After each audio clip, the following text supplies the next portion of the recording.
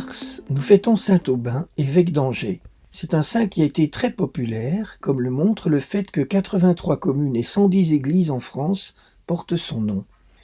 Le prénom d'Aubin revient à la mode.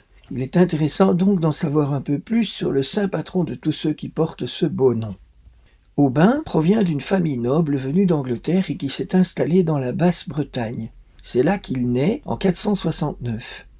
On ne sait pas grand-chose de son enfance et de son adolescence. Les détails qui nous sont parvenus sont embellis par les hagiographes. On sait qu'Aubin a embrassé la vie monastique dans le monastère de Saint-Siac, aux environs d'Angers. Plus tard, ce monastère portera le nom de Saint-Sian. Il en a été élu abbé en 504.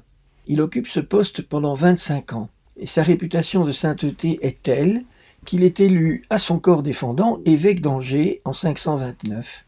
Il a 50 ans. Il accepte malgré ses réticences. Il va gouverner le diocèse pendant presque 30 ans. Il se consacre à la prédication. Il affirme que l'âme a besoin de nourriture comme le corps. Il exerce la charité envers les pauvres, les malades, les veuves, les prisonniers. Et par sa prière, il obtient des miracles. On raconte des guérisons d'aveugles, de malades de toutes sortes, et même la résurrection d'un jeune homme nommé Alabodus.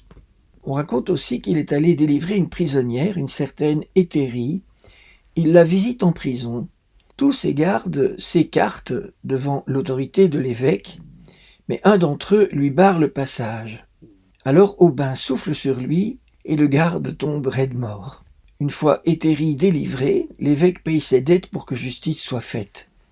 Saint Aubin s'élève aussi contre les mœurs de la haute société de son époque, où il y avait de nombreux incestes, des mariages entre frères et sœurs, voire même entre père et fille. Il obtient des réformes dans ce domaine du roi Childéric.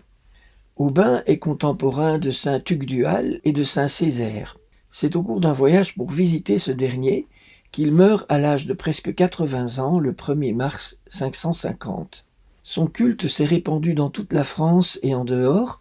On le prie pour les maladies d'enfants et il est le patron des boulangers pâtissiers.